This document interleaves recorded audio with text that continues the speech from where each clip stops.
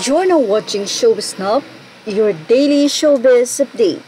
Hindi maikakaila na isa si Marian Rivera ngayon sa maingay sa social media matapos nga na napakaraming Pinoy, hindi lang mga Pinoy puti sa ibang bansa, ang ginaya ang kanyang TikTok dance. Kung saan ay may iba't ibang version nga ang ginawa nito ng mga netizen. Kaya naman hindi nakapagtataka na si Marian Rivera ngayon ang kapuso stars na may pinakamataas na followers sa Instagram. Sa kanyang Facebook page muna ay mayroon nang 29 million followers itong si Marian Rivera. Sinundan pa yan sa Instagram na mayroon nang 27.6 million na followers si Marian Rivera dito. Anyway, sino-sino pa nga ba sa mga kapuso stars ang may mga matataas na followers sa kanilang Instagram? Siyempre, nangunguna ang queen ng GMA7 na si Marian at sumusunod dito sa kanya ay si Jillian Ward na mayroong 16.7 million.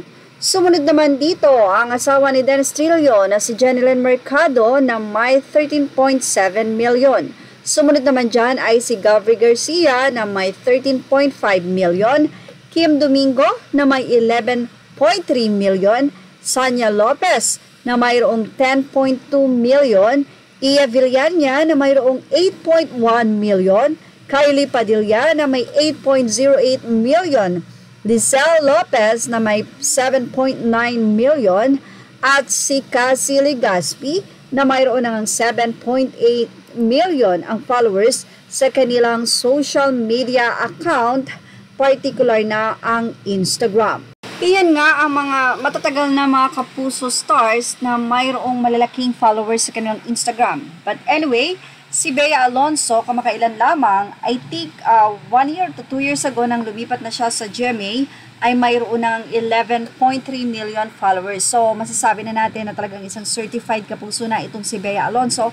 Kaya naman isa rin siya sa napakadami na followers at laging tumututok sa kanyang mga social media posts, lalong-lalo na nga ang mga fans niya at ng kanyang boyfriend na si Dominic Roque, let's say fiancé, syempre sa kanilang mga ganap. At hindi maikakaila na marami rin talaga ang nag-aabang sa mga kapuso stars na mga aktres tulad nila Marian Rivera and of course Bea Alonzo. Itong si Marian Rivera ay magkakaroon nga ng movie with her husband Ding Dong Dantes. Nakamakailan lamang ay nagtrending dahil sa pagkakaiba ng boses nito sa serye na ngayon ay mapapanood nga. Ang bida sa nasabing serye na ito, si Ding Dong Dantes. Pinaliwanag ng aktor kung bakit nag-iba ang kanyang voice. Samantala, tila nilampaso nga daw ni Marian Rivera, ngayon ay kilala din sa Showtime host na si Ann Curtis na may 19.6 million followers. Mukhang si Marian Rivera ang tunay na queen sa loob at labas ng showbiz industry. At yan ang ating Showbiz Snap update. Images are all credit to the rightful owners and thank you for watching Showbiz Snap.